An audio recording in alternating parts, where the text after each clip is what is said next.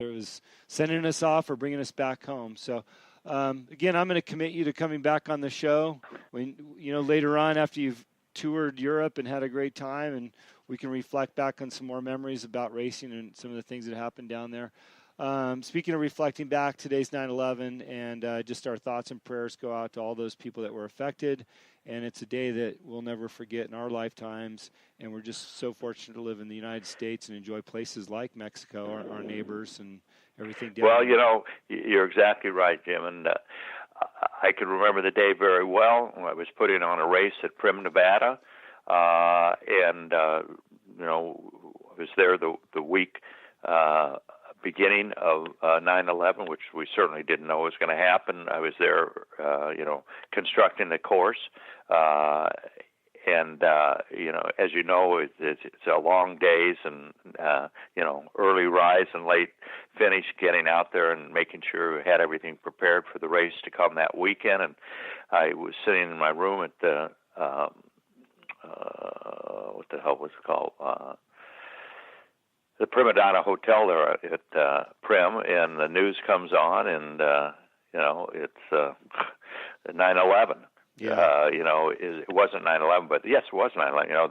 The towers, planes went through. I couldn't believe what I was seeing. It was just awesome. And I was glued to the television, didn't go downstairs to start working on the race course. And it was a dilemma. I had 3 months of work involved in this event, and we had people from all over the country entered, and people couldn't fly. I mean, what happened. I mean, my God, it was basically the end of the world as we knew it. And tragedy all over. And I was torn between, what do I do? Do I cancel this event? And then the president at that time, I'll never forget. I think it was like 2 days later, said, we will not be held hostage. Mm-hmm. We need to show our strength and continue on. And that was the thing that I needed. And I said, you know what, man, we're going to put this race on in honor of what has happened and show the world that you can't put us down. And it took me a full day in Las Vegas. I went in to buy miniature flags. I thought I was the only one that thought of this, to put on all the race cars and that were going to compete. And God, every party store, had already been sold out.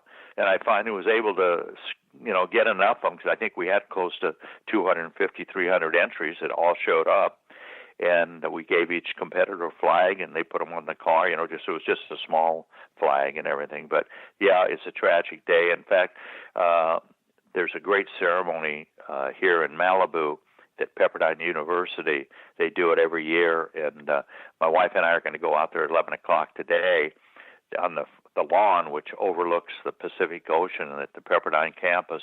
They've been working on it for a week, and they put up a flag. It's a gut-wrenching experience of all the people, almost 3,000 people that lost their lives at 9/11, and there's this just 3,000 basically flags flying, and it's quite emotional. It really is.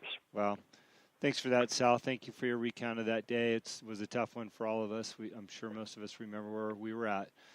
With that, if you enjoyed this show, please share it with your friends. Let everybody know I had Sal Fish on today, and we'll have him back. We'll talk more Baja and some of his life experiences. You can find us on iTunes and iHeartRadio. Just search The Answer Is Yes Baja Sessions.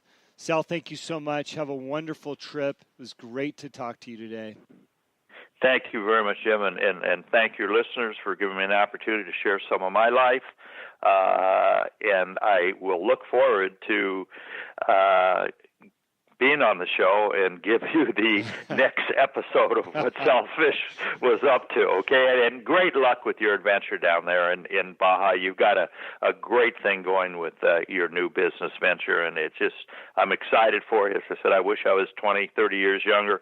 I'd love to be shoulder to shoulder with you, helping promote that. We really appreciate it, Sal. Thank you.